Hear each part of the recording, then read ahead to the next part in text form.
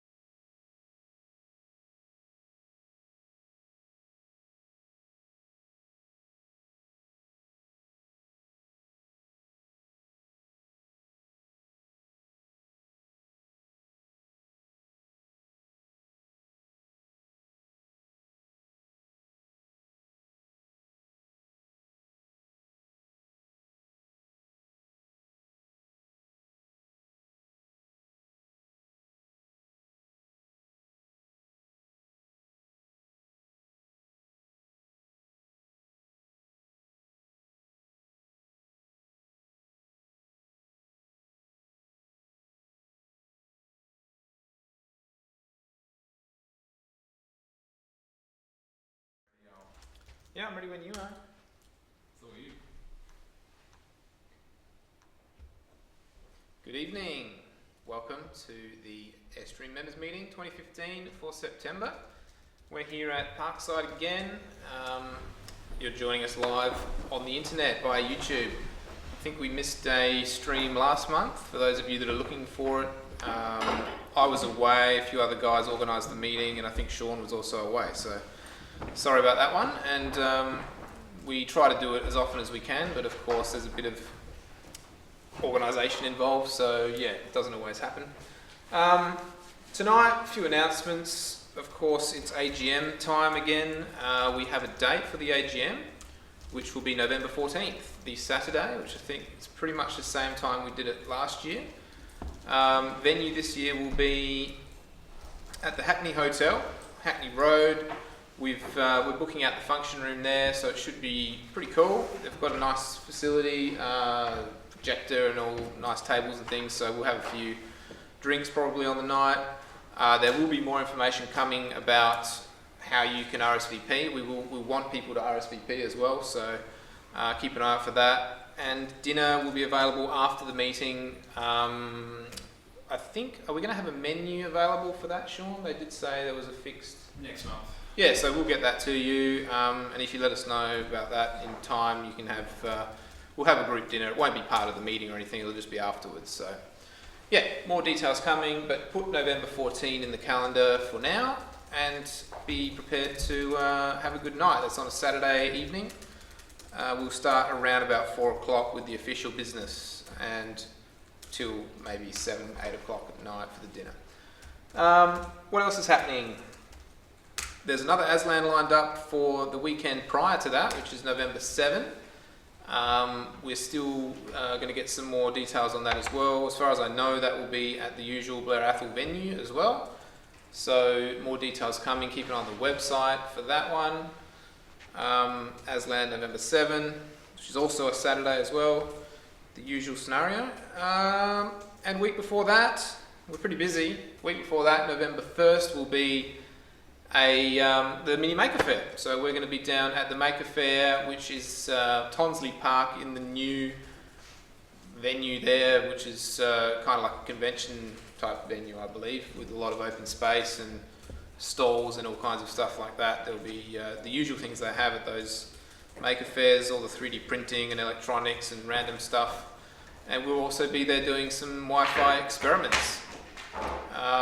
Still kind of organising what we're going to do for that. We're going to do a bit of a Wi-Fi link into the venue. We're not sure yet. So if you want to get involved with that as well, of course, we need helpers for that kind of thing.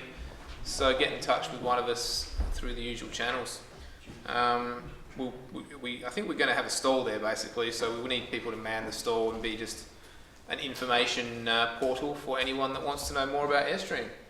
And yeah, I'm sure you can all be ambassadors if we put the hat on, so that'd be good.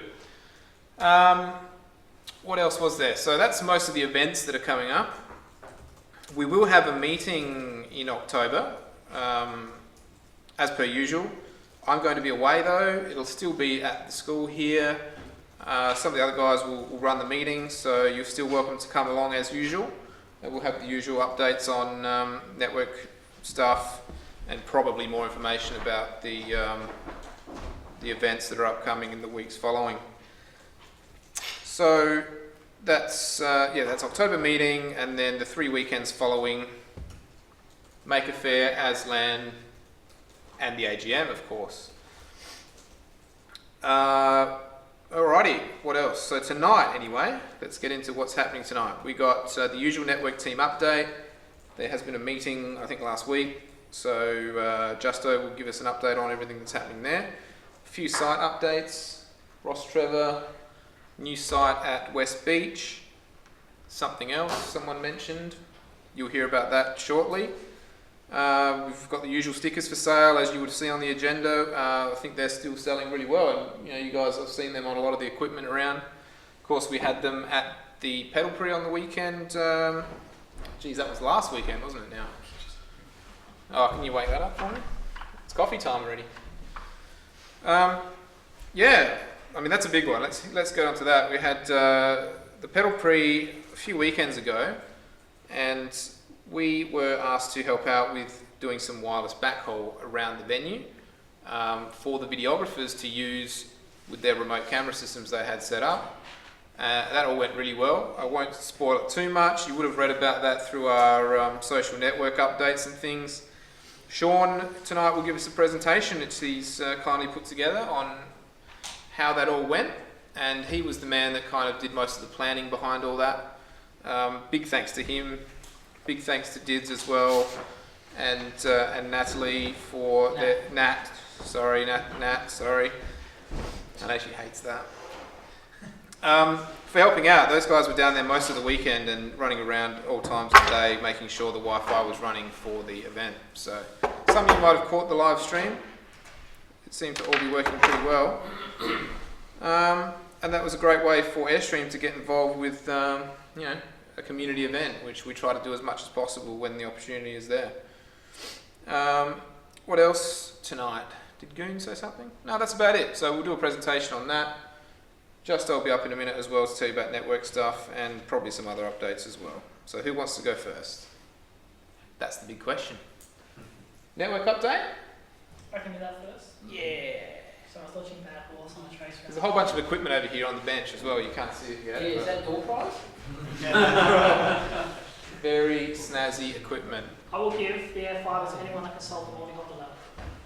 There you go. Tell us more. How about say? I'll leave you with Justo. Alright, no problems. A couple of things. A few things that happened over the last few days. Member of the network team has been upgrading core site Ubiquiti devices to the latest firmwares. So that for AC is 7.1.4 and for N is 5.6.2, even though 5.6.3 was just released today. So all those devices are now up to date, with the exception of one or two that wouldn't take a firmware, an exception of one or two that wouldn't be nice with air control. All core network devices are now monitored in an air control server properly, so we will hopefully know more when links drop, preferably when I switch those emails to the network list instead of just me. Other things, we finally have an install date from Coast for O'Halloran Hill. So we are now in the planning phase for that. The implementation plan just needs to be finished. A couple more paragraphs to write, but that's about it. It's going to get finished tomorrow night, hopefully.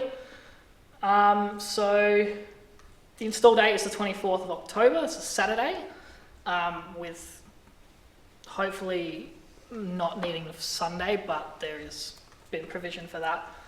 So that little dot there will become a big dot. A very big dot. Not very big dot until we add more links because of the way your thing works, but yeah. We should make core nodes different colour. Can we make it all live so you can see data going over links and stuff? Put a little tracker on your head and we can see you running around. If you want. Yeah? Yeah. We know when things go offline. Yeah, exactly.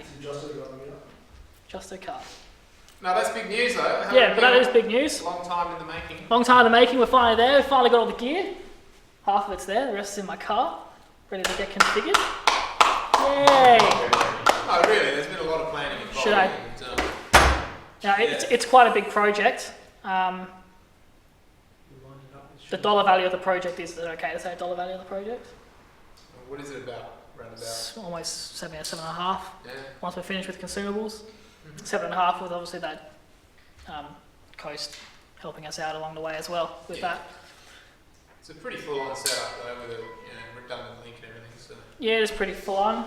Coast using Airfiber for their link back to Glandor, which is interesting, and on new gear, the new lightweight Slam 45 dishes, which would be interesting to see.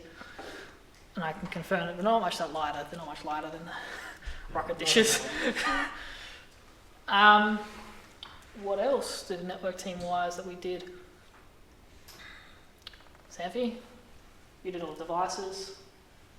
Router OS upgrades will be going around too. We're upgrading to 6.29.1 It's the last stable version for the 750 series of Router OS, with the exception of the latest one, which has been stable for me, but I've heard one person had an issue, but that could have just been a faulty kernel on the 750, because it was a faulty before I put it in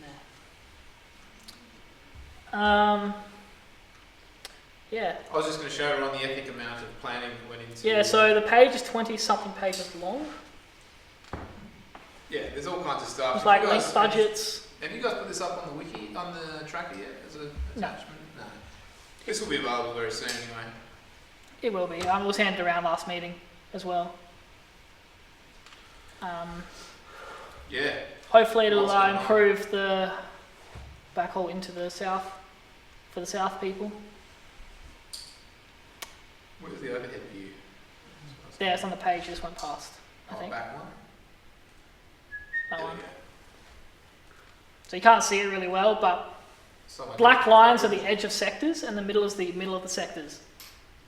So Yeah. that's where we're aiming those sectors. Yeah, so your sector pointing southeast over the reservoir there. Into the Aberfoyle Park. It's pointed almost directly at Aberfoyle Park. That's an AC sector. So new clients will need AC gear to connect Yeah. on There a are a total. lot down there as well. That Yeah, I think there was 3 or 4 that would will probably be get pinging. Yeah. pretty fast. There's one down here as well, I believe. Mhm. Be interesting to see on the side of the sector, especially for AC. First core AC sector, I think. Yes. Yep. Mhm. That's awesome. Great. Oh, the other thing is the air fibre from Shringy to Highgate. I've been busy. I personally haven't done any tests, and there is a problem with the cable at Highgate, and we think it's the cable from the mast to the box. Down more. Wait, what am I looking at? Yeah, sorry. Shringy to Highgate. I don't know what you're looking at. So, Control. It's that, isn't it? no. No, it's, And then you're right, it's the most furthest. Oh, there it is. Right.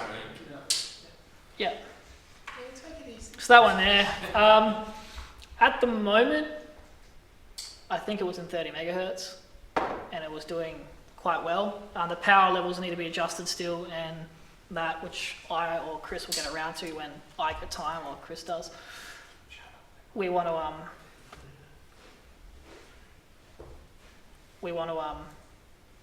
well, yeah, we did look at that. I haven't had a chance yet, unfortunately. But it's doing, with the power levels it's at now, it's doing 130 from Highgate, no, Taringi to Highgate is 130 megabits, and the other way is 60. Pending rates are higher than that, but the cable is locked at 100/2 on Highgate end, so there's that. That's slowing it down at the moment, but hopefully that'll be resolved, and then we should really do How's the better. utilisation on that? It's going flat out all the time? No, because the cable. I mean, as much as it can. Yeah, well, it does 10 megabit most of the time because the cable drops down to 10/2. But yeah, it's most, when it's doing 10/2, it's maxed out. Otherwise, graphs I haven't looked, really. The graphing doesn't work for my, for the edge router at Trinity at the moment, so I can reset it back up. But yeah. Also, it's not on a VLAN anymore, so I've got to change it. Cool. That's about all from us network team people for official stuff, mainly. But as for Halloran Hill, I'm putting together a list now of people to join on site. Anyone that's interested, feel free to email me, justo@airstream, or even just network at, and I'll grab the email. If you're interested in helping on the day, or days, if you're available. Climbers, welcome, because we need climbers for fatigue management, which is a thing. I wasn't doing this because it's not a thing, but yes. So make sure we manage the climbers, make sure they don't get too overworked, since they'll be doing most of the work. So the focus mainly has been on Halloran Hill. Mainly, now that that's eased off, there'll be a bit more focus on West Beach, which Goon has been doing mostly, and then hopefully we start some other projects, getting some maintenance done as well around the place, maybe some router upgrades. stuff like that, especially with new AC stuff coming in. It's probably something we should consider pretty soon. Cool. So what do you got there, Charles? Oh, if you want to have a look, I've got an air fiber, a point and multi-point rocket, an old rocket, and the new edge routers, the new SFP edge routers, which are really small and light and awesome. I'm using one already, and it was a flat routing improvement. It breaks no sweat. It does like 8% CPU with where a 750 UP would do like 80. But So It's a little bit slower on 64 byte packets, I think, than the other edge routers. maybe have you done packet size testing? Yeah. Yeah, I haven't. So maybe take Chris's word for that. he's usually And right. 64, really? That's Yeah. interesting. But they're generally a lot faster, so they don't use a USB stick, they use flash, and so they reboot when you make a configuration change. So much faster. And booting so much faster as well. Sweet. Excellent. Any questions for the man while he's in the front? Come on. Yeah, I do. There was talk on IRC about nano bridges. You can use the features on nano bridges of something, for power bridges or power beams. For You can use them in a nano bridge reflector. Some Oh, sort of just IRC hotspot about it thing. in the last couple of days. The new 5AC 400 and 300s use the exact same physical dipole as what the current nano beams do. So, yeah, but so do the 620.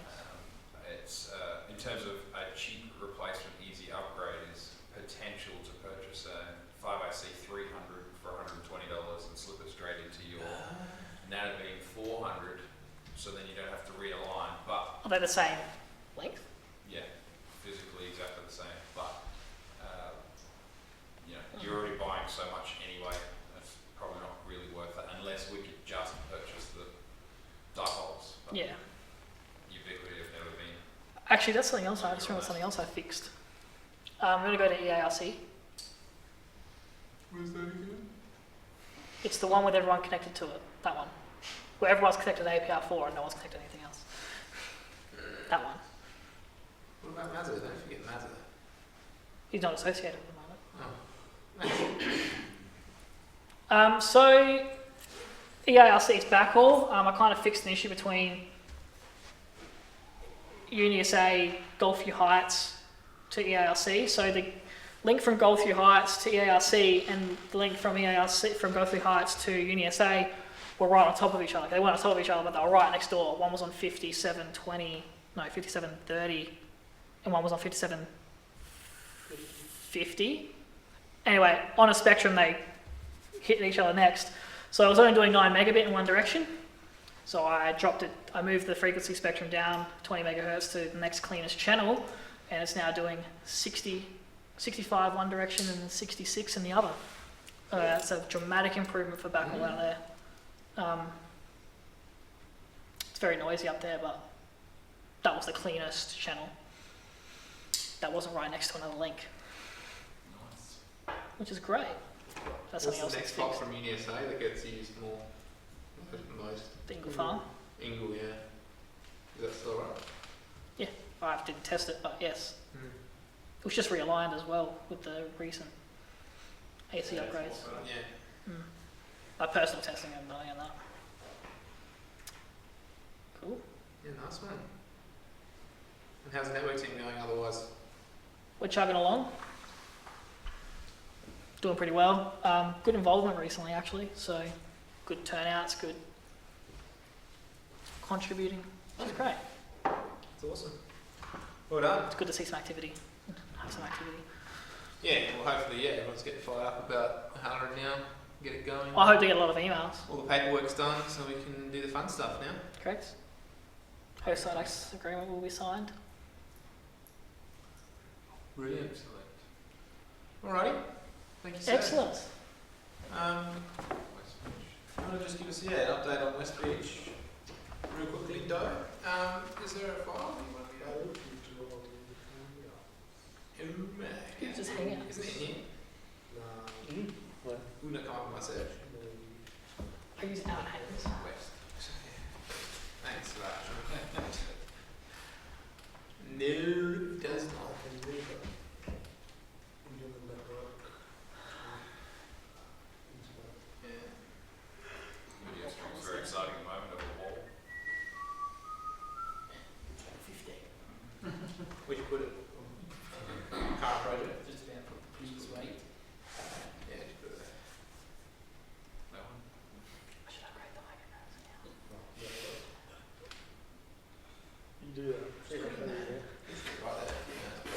Oh, I'll get a whack. Alrighty, ladies and gentlemen, Mr. Goon. Get off this. Look at that. Instant, like the internet.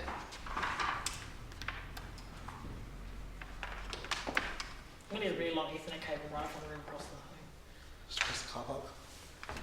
And then put that on the floor. Hi guys, so yeah, me and Dave here have been working on a new core site out at West Beach, located on the SLS on Seaview Road. What does SLS mean? Surf Life Saving SA. What's a road? Huh? What?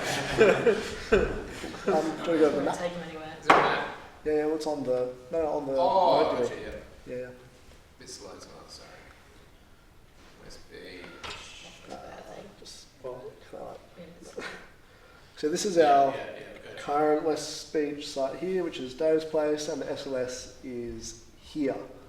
There's a fair bit of a hill in between here and here, and this site sort of gets over all of the like 2-story houses and units that have been built along Military Road. So the plan is at the moment, if you zoom out. So yeah, we're gonna, can you just go down to Cement Hill? Mm-hmm.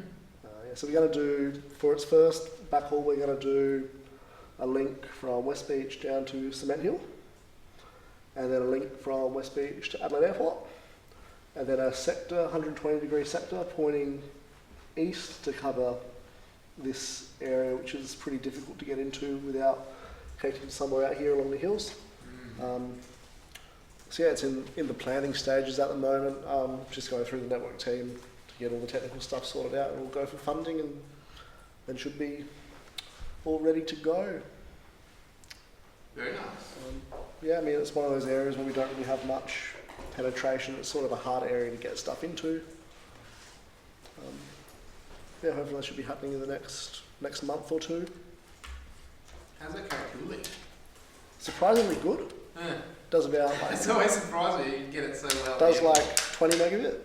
So yeah, it could be another option as well. I think an upgrade CD when it flies. That's cool. Yeah. Anyone out that way? Besides Dave, also.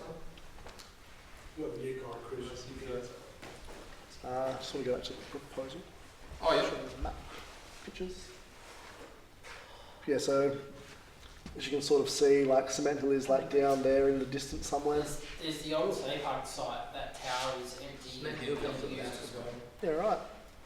Yeah, so our master's going like here, in there, somewhere, which is perfect. And then yeah, power and stuff comes from like these eaves, which goes inside. So you don't really have to get on those roof. Nah, you don't have to touch the asbestos Yeah, at that's all. good. Yep. Yep. It's, all, Scroll it's down. kind of a little weather shielding in that corner Yeah, as well, which is yeah. good.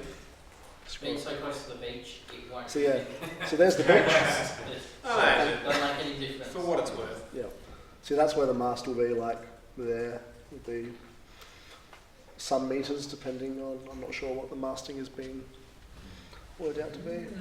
As long as it's high quality. Yeah, yeah, it's going to be Galvanised. proper custom design, galvanised, Can you solid guide state. it to something No, it's going to be all solid state like a wind bearing because something? we can't do anything on the asbestos. So I'd only be probably 3 metre Yeah. length then. Yeah. Not much more. Yeah, it was You enough might to want one of those aluminium sections then. yeah, maybe, yeah. It was enough to fit 2 dishes of sector and an Omni, Yeah. so It would have to be really strong too, because the wind The gusts there. Yeah. In storms, you don't want that. For You could put a solid stay on one side. mm, I'd recommend it. yeah, To stop You'll oscillating. get over 100 kilometre hour Yeah, for winds sure. in storms, so Yeah. you have to do everything to make sure it's as strong as possible, yeah. and to try and minimise the rust, because it will That's what rust I think. eventually. We recently got access to a bunch of aluminium sections, thick wall, like 8mm wall or something. Yeah, right. Yeah, be perfect for that. Yeah, for sure. Don't know what other mounting hardware you would use. Stainless, I suppose. Mm. Don't know how that reacts. Yeah, You pay? but of course. Cool. Yes, that's the plan. There's just a few things to tidy up in regards to cabling and stuff like that, but otherwise should be all good to go. And of course, this is one of the new planning template documents. Yeah, there we go. So that's similar Oh, I brackets see to that. that. Yeah. So, yeah. That wouldn't go anywhere. Lol.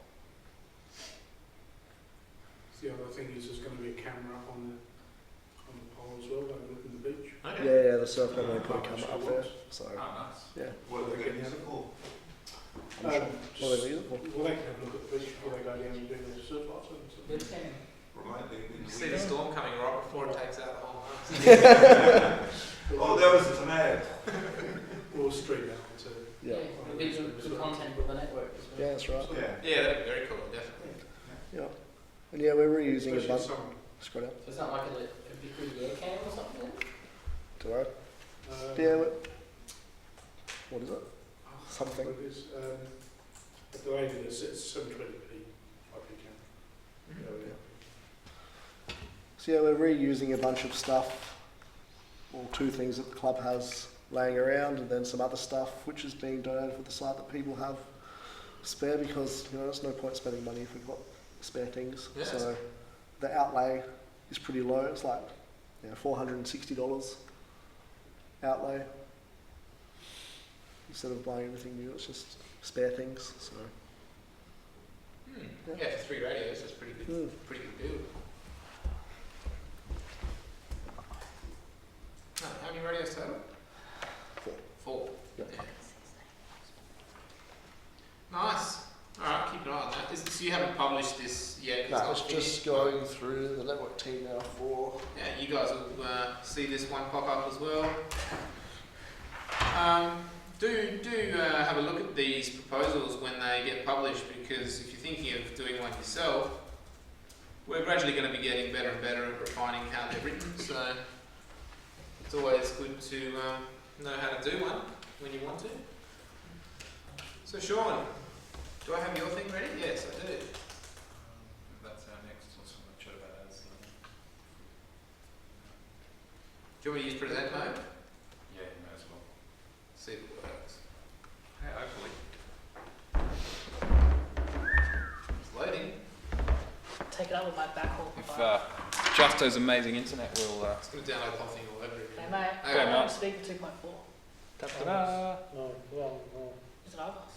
So, as some of you are aware, we did something with Pedalpree. We sent an email last weekend, because we had a live stream going, and so word got out that Airstream was involved with Pedalpree. So essentially, this is a bit of a presentation to recap what we actually did, what we set up there, what our involvement was, why we were approached, etc., just to give people a bit of an idea on what Airstream was able to achieve for the live stream that was there. So Floodlight Media was the company that was doing the actual video work, and they approached us. So we had no interest in Pedalpree previous to this, but they approached us. So that's how this all sort of began. If you want to click through to the next slide, just a bit of a backstory on Floodlight Media. So some people have a bit of a clue on what they are. They're an SA-based video production company. They do studio work and set work and all sorts of stuff. They are mainly on post-production, do the recording, work on it. They've never really stepped into the live streaming field before, so this was their very first real live stream that they've ever done. So it was awesome to be a part of their first step into the live streaming community. As you all know, and the people watching YouTube, we've been doing the live streaming for our meetings for quite a while, so we've got a little bit of experience from the live streaming front, but they wanted a bit of our help in terms of the networking ideas, so that's why they came along and had a chat to us. Mr. Button Clicker, I need a remote presenter. So essentially, Floodlight Media heard of Airstream through Aslan. A couple of the guys that are in Floodlight Media are family members to some people who are in Airstream and had attended Aslan. And when we had our Aslan events at Hillcrest, we had the big tower attached to a trailer to be able to connect Hillcrest back to the Airstream network, because there was no fixed Airstream equipment there. So through Aslan, they noticed that Airstream can erect these kind of towers and set up these, wide area networks off the back of a car, essentially. So they got interested in that, looking at what they were going to try and achieve at the Pedalpree. So, good on you guys, Aslan, for being out there. It's weird and wonderful ways that the Airstream word gets spread. But through that, they contacted, I think it was either Diz directly or someone on the committee, just saying, hey, is anyone who's interested in helping us? And the chat started from there. And I then met with Justin from Floodlight Media just to work out what they were actually asking, because we were a little bit confused as to what they were trying to achieve. And through a few meetings with them, I was able to identify that they were just trying to set up a wireless network across the Murray Bridge Sturt Reserve Oval that would then allow them to backhaul some cameras into it. So the biggest link was like 400 meters, and as we know, we do 20 kilometers, so 400 meters is really not a problem. So it piqued our interest very quickly because it's something that we could quite easily do with a lot of hardware we have off the shelf, and then help them out with their live stream. So a bit of the project details of the equipment that we then used to give you a bit of an idea of where we went with all of this. Essentially, it was the last stage of the Pedal Prix. The Murray Bridge circuit is very much like Bathurst of Calypso. It's the one that everyone wants to win, everyone wants to go to. It's their one 24-hour long event. So it's the big be-all and end-all of the Pedal Prix. They've got lots of other smaller events, including here in Adelaide and Loxton around the place, but Murray Bridge is the one you want to win. And there's 260 odd teams that enter into this, so it's just mayhem. There's trikes everywhere. The track is completely full, whereas the others are sort of 50 or 60 teams that enter. So it's much, much bigger than anything else, and it's the event everyone attends. A lot of the schools, that's their annual attend the Pedal Prix event. The Floodlight Media were hoping to live stream all 30 hours of the event, so the pre-race stuff, the actual start of the race, all 24 hours of the actual racing, and then all the post-race and presentations, etc. With a lot of live crosses with some wireless cameras they'd set up, and a fixed interview panel so that they could then have the announcer interviewing a few of the teams, work out what's going on, go down to the pits, see how things are going, and then go to the remote cameras that are all around the track so we can sort of track a few of the cars. We provided, or we went down and installed a bunch of 5 gig hardware. When I was doing the chats with Justin initially, he said that there's between 15 and 20,000 people who can rock up to this event. So the first alarm bell that rang in my head is 15 or 20,000 people who are bringing their 4G wireless dongles or phone hotspots to give themselves internet. And what does that all run across? 2.4 gig. So I immediately crossed 2.4 gig off of the list because I knew it would just be far too noisy. It's in the middle of a park, but you had that many pair of people firing up their phones, it's just going to destroy it. So we worked this on the 5 gig spectrum because we know there's plenty of spectrum, less likely to have a lot of local devices in there, and we can provide better channel separation for better bandwidth for these cameras, assuming that we ran into any sort of issues. So we've got a couple of bits of hardware here tonight because it's some hardware that not as many people have seen because we haven't typically been using some of it. We've got one installed at Sam's place, I think, and really there isn't many others that are around the place. So this was the main base station per se, is the Rocket Omni.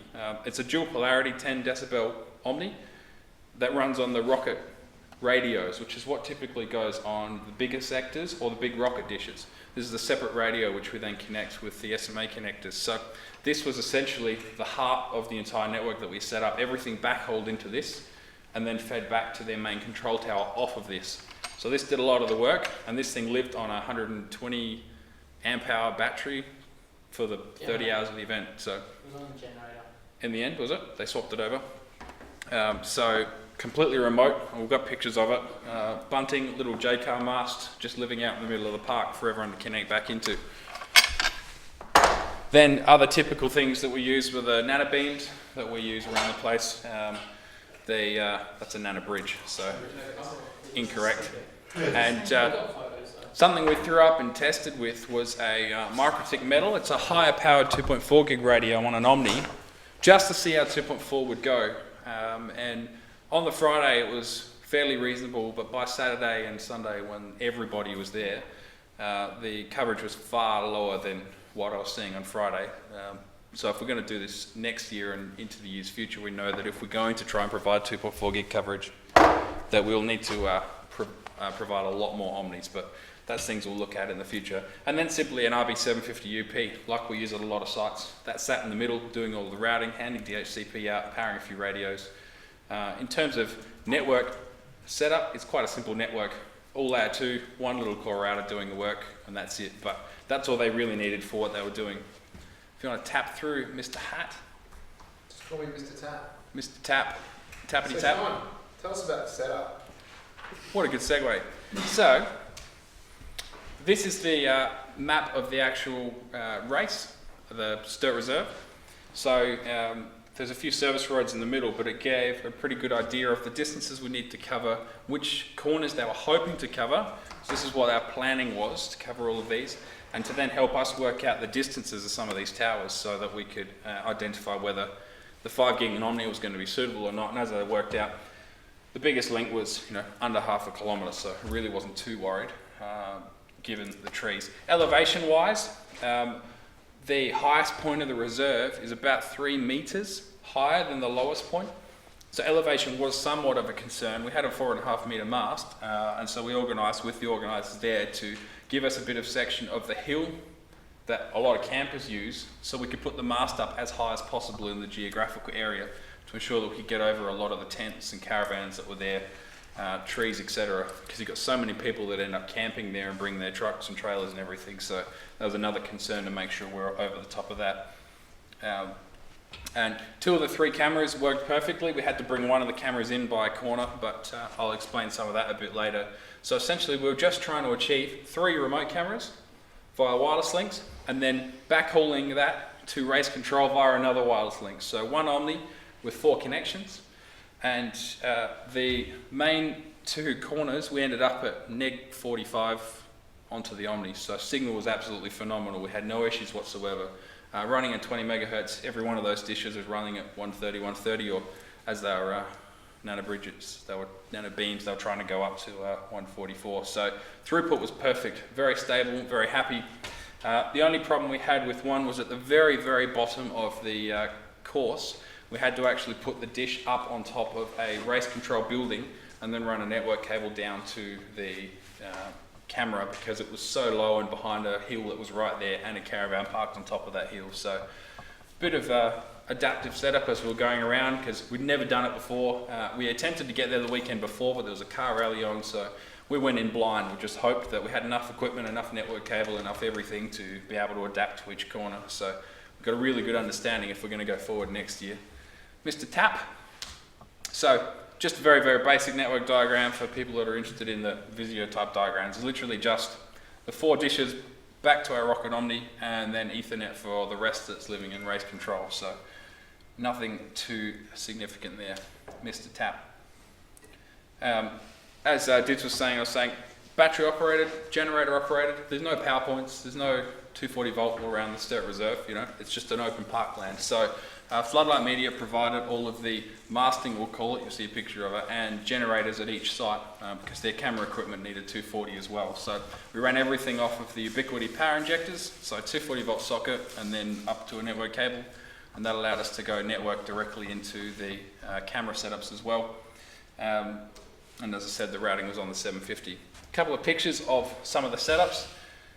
So our main tower with bunting, and that was the battery there initially, but I think Did said they then swapped it over to a generator because they had one spare in case they needed to do much with it.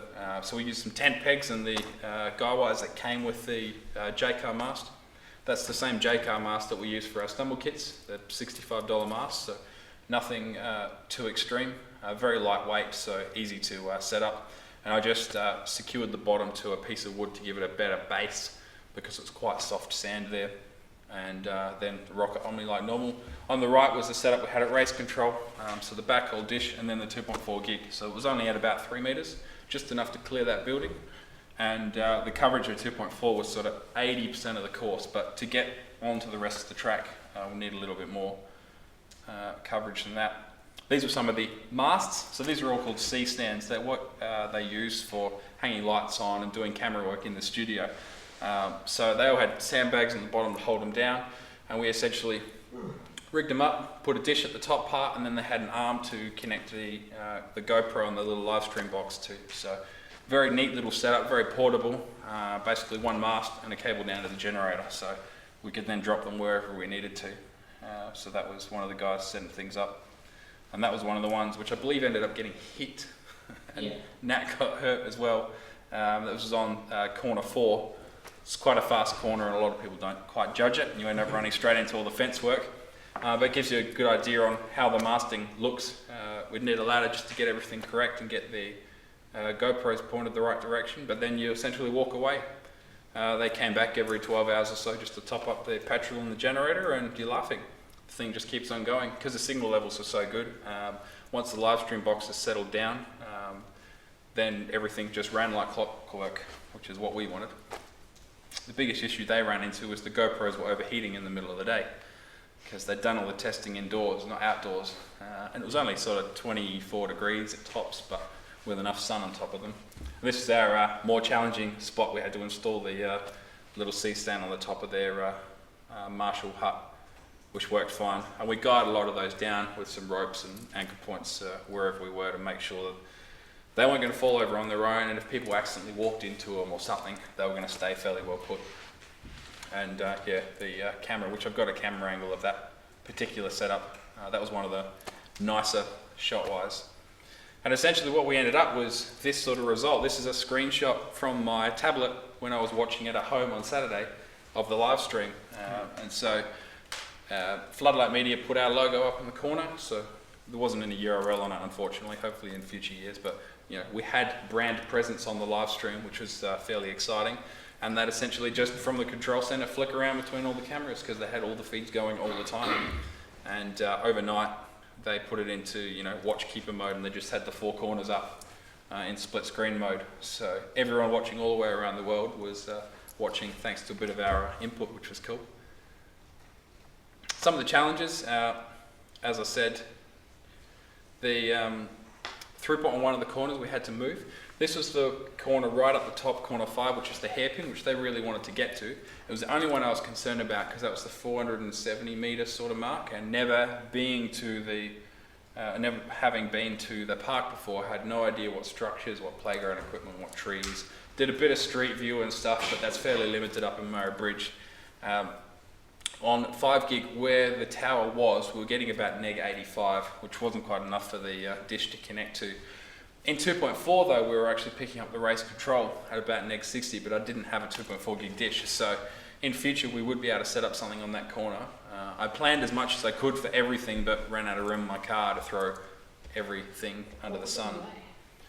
Trees, forest, a massive metal shelter that was covering the playground, a few significant enough infrastructure blocks, but the race control was far enough around to the left that there was actually a line of sight to there, so quite possibly in future we could set up a couple of 5 gig Omnis, or I happen to have a nanobridge in my car, and if I had enough time we could have set up a point-to-point link from race control because I still had spare spots on the 750 UP, but we didn't have enough time on the Friday, so we just decided we'd grab that, walk that back, and that one ended up at that spot you saw, which was getting hit by all the trikes. So unfortunately, but most definitely in future, if we're involved, we'll be getting that one hooked up and further down the way. The other issues we had were with their encoding boxes, so our network ended up being absolutely flawless. Their encoding boxes wanted to phone home. They're boxes that are provided by livestream.com, which is the streaming service they used, and they wanted to connect to livestream.com to have a handshake, and then they'd talk across the local network. So suddenly we went, oh dear, what are we going to do? A couple of the boxes would sort of fail over after 5 minutes and then talk on the network, but one of them just didn't want to. It needed internet for some reason.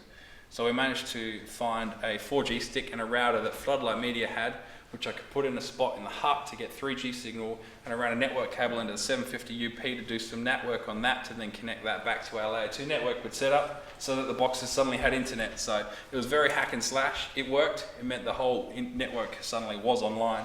And then these little boxes went, oh yeah, there you are, let's work.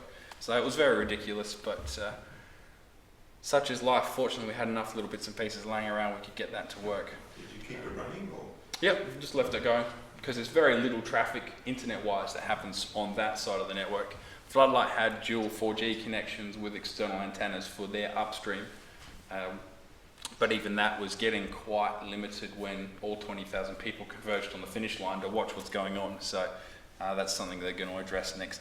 That's why they wireless video sheds with the antennas as well.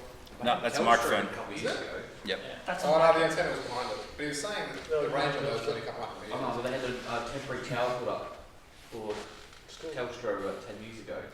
They came in and put a temporary one up. And For Murray Bridge. They're gonna do Okay, there's 3 fixed ones now, so there's plenty of coverage, but the capacity's not quite there. So basically, I put a little GIF together of the outcome of what the feed was. We were able to essentially exceed what Floodlight's expectations were. These little boxes, you can scale down the encoding quality, so they were hoping to achieve 1.2 megabit of video from the GoPros. Because we were able to put in 100 megabit links, we could put these boxes all the way up to their full 5 megabit 1080p 30 frames a second output. So the GoPro's full 1080p was going into that box, flying across our network and into their encoding station, so they could then mix all of the 1080p quality signals. That actual And then- camera, on the last day, I advised them that they should really turn it around 180 degrees, because all the action was happening behind Yeah, the to watch the camera. other corner. All the crashes was happening at the corner, but they were finishing up. This is a behind. spoon So drain, They actually changed this. and they go across the this spoon camera. drain, and they're so low that they scrape and then they roll. And so it was, I should miss the Stobie pole then. so yeah, they were really, really impressed with the fact they could bring in the full quality video. And I was watching on the 750UP on the interface to see how much traffic there was. And when we had all the cameras going at once, even though they can all encode at 5 megabit, they encode in H.264. So if there's things that are not changing on the image, they don't get re-encoded. And what's most of the image on all of these? Static. Static sky, static fence. So having all 4 cameras going, we had a total of 10 megabit of traffic. So there was even less than what they were expecting, even though all of our equipment could exceed that again. So I wasn't even concerned that the Rocket Omni receiving, up to 15 or 20 megabit and trying to retransmit 15 or 20 megabit was going to be a problem. Because as we know with these, with really good signal, we can do 100, 120 megabit. So we could possibly scale this up to 60 megabit of traffic out and in. So some fun we had. But yeah, essentially that's what the stream looked like. You can jump on the livestream.com and look at the Floodlight Media's channel. They put up a bunch of the highlight clips from this, because the livestream.com lets you record what you publish, but only up to 24 hours, and their thing exceeded that, so they didn't quite have everything on it. So that was essentially it. The fan's dying on a computer. There was thanks to Justin, I'm not going to say Coonahan, it's the guy from Floodlight Media, for even approaching us and let us have this opportunity to set up something a little bit different, prove a few of the technical skills that a lot of our guys have got to set this sort of stuff up. And thanks to a few more of the committee members, and so Dior and Nat who came along, Justo and Samfi who came up, Troy that came up to help out. I was there on the Friday to set up and then left Friday, and we had other people go up on the Saturday to help up, and then other people on the Sunday to set up and then pack up. So a bit of a team effort to get everything set up and then retrieved successfully. But all in all, really good experience for Astra and really good exposure. And hopefully we can do some more partnerships with Floodlight and potentially other companies in the future to help set up temporary short-term wireless networks, because we've got the expertise, we've got a lot of the equipment just laying around. So yeah, good chance for us to get out there in a bit more of the real world. And I think that was the last slide. So that's kind of it. So is there any questions about any of the pedal pre and setup stuff? And did anyone watch the live stream? Did anyone click on the link that was... had a few people I spoke to in my work environment who didn't see any of the Airstream stuff but had tuned into the live stream by chance because they'd heard it from a friend that Pedal Pre was being live streamed. So it's cool to see how far it spread. They were saying according to their live stream stats there was 30 different countries that had tuned in or thereabouts. So given it was the very first one, that's fairly impressive.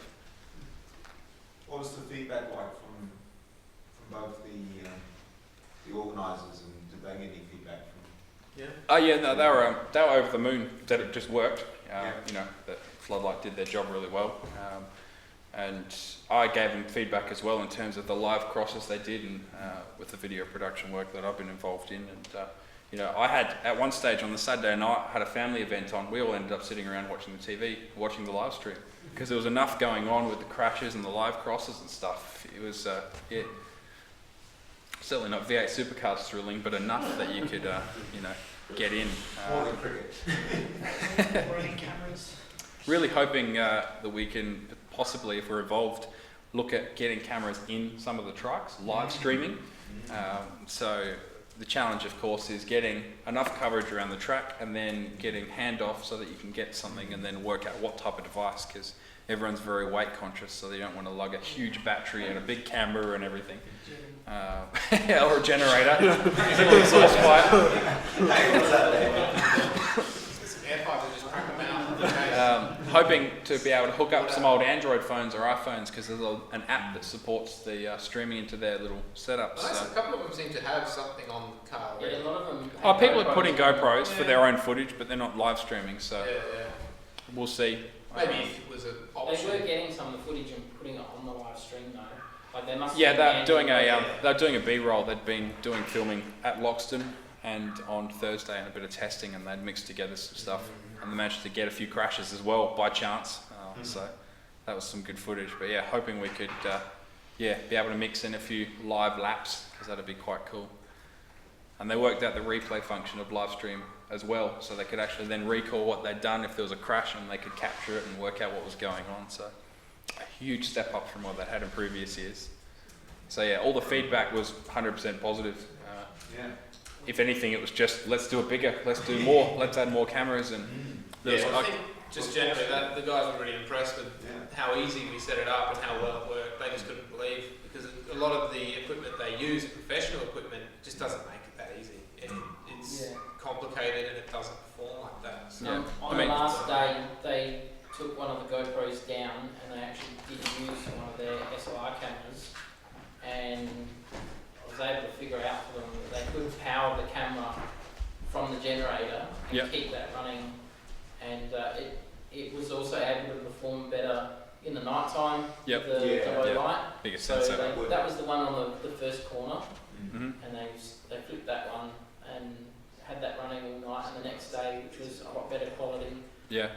day and night for them, instead of using the GoPros. So now they know that, they'll probably use better equipment. Well, now that they know we can Next provide time. bigger bandwidth as well, because they were very bandwidth conscious, so they were trying to use things, because they just wanted to get an image. They weren't really too fussed if it was 1080p or 480p, when they're only going to upload the signal at lower anyway. Once we prove that we can provide almost unlimited bandwidth relative to what they're doing, they can think much bigger next year, which will be exciting. And the other thing we need to look into is different uplinks, something that's not 4G, whether we provide a wireless link to, if we know anyone in Murray Bridge who's on SHDSL or something, because upload's the issue, so an ADSL connection is not going to quite be enough. But a school or someone, there's NBN wireless, so. But yeah, if we can find someone we know in Murray Bridge that we can partner with for a weekend and set up a link, that'd be something that I'm sure be very grateful of, to be able to throw something in for a weekend. Have we ever tried something like using a drone with They used to drone in Loxton. There's a few issues with drone usage over crowds. There's a Yes. bunch of regulations against it, so doing anything at all over the Peddlebury is technically illegal, but in a controlled enough environment. A lot of the newer drones like DJI Phantom, you can do live streaming as well, and I did say that jokingly to Justin. I said, so when are we renting the helicopter? I said, we don't need helicopters anymore, you can get a drone. It's just the issue of the regulations, but certainly Yeah, really long That- stick. that would be really exciting to be able to chase some cars with a drone. You've just got the issue of, if you crash into the car or something and it's on the track, what do you do then? And of course the issue of people. Yeah, well, it went red light a number of times, so I don't know if they would appreciate red light for a drone. But yeah, I thought of that too. I thought really big, but you've just got small issues there that you can't get around, unfortunately. So yeah, no, it's very exciting. Hope we can do it and other things like it in the future. So if you have other business interests that you'd like temporary wireless networks set up for, get in contact with us. We'll be more than happy to assist where possible. yeah, I'm trying to remember. I mean, we have done this kind of thing before, not recently though, and not with this modern equipment, which makes it much easier. Yeah, Obviously. Especially custom links at coax and huge ATX Yeah, boxes yeah, so, many yeah, it's years pretty ago. cool. Definitely something we'll try to do more of, I think. Mm. And apologies for not letting you guys know about the event earlier. We kind of ran out of time and organising it at the end there. Probably my fault, really. But We ordered pulled the it off. Omni on Express Post 3 days before we Yeah. needed it. Still managed So- to pull it off. Yeah. Testament to the guys involved. That was really good. So that's about it. I guess we'll wrap it up. One other thing I wanted to mention is that just to remind everyone, we do have a lot of second-hand equipment within the club, and committee has been collecting a lot of the decommissioned equipment from the members that have been storing it. And thanks to all our members who have been storing any of our decommissioned equipment. We do appreciate that. And at the same time, if you've got equipment that is club-owned equipment that's come from a site somewhere, let us know, because we're trying to consolidate all that and have it stored nicely somewhere so that we can repurpose it basically to other members and into the network where it's needed. So I believe Sam Goon is going to update Swap Shop, or at least put some of the equipment on there once we've kind of worked out what we've got available and what's still useful. So keep an eye out, and if you are looking to get your hands on some equipment to play with, cheap, if not free, let us know, because we can tell you what's available. You'll hear about it soon anyway, but just keep that in mind. You don't always have to buy the brand new stuff if you want to just do a bit of a test link or whatever. Lots of nano bridges. Yeah. I mean, it's still modern equipment, but we're trying to phase it out of the core network, I guess, is the real thing. So that's about it. Just remember those dates as well for November, if you've got your calendar handy. The AGM on the 14th, Saturday the 14th. The Maker Fair, which we are looking for volunteers on the day if you've got some time to come and help out, is on the 1st of November, which is a Sunday, I believe. Is that right? It is, isn't it? Yeah, Sunday. We will have a page up for that. Sam's going to also throw up on Google a sign up thing if you want to volunteer yourself, so we can see and make a schedule out of people when they're available. That'll come in your members inbox, so make sure you're checking those emails. And Aslan as well, if you want to get down for some gaming, or at least just go and help the guys out at Aslan on the weekend before, so it's the 7th of November, the Saturday. They're all on the Airstream calendar, which you can subscribe to off the website at the top in the right hand corner. We put everything on there when we remember to. So there you go. Thanks for watching, and we'll see you next time. I'm assuming you're going to be available on the October week? Yeah, so I think Sean will have a stream going for you in October as well. He may even have to chair the meeting and do everything else as well. So, awesome. Thanks, guys. See you next time.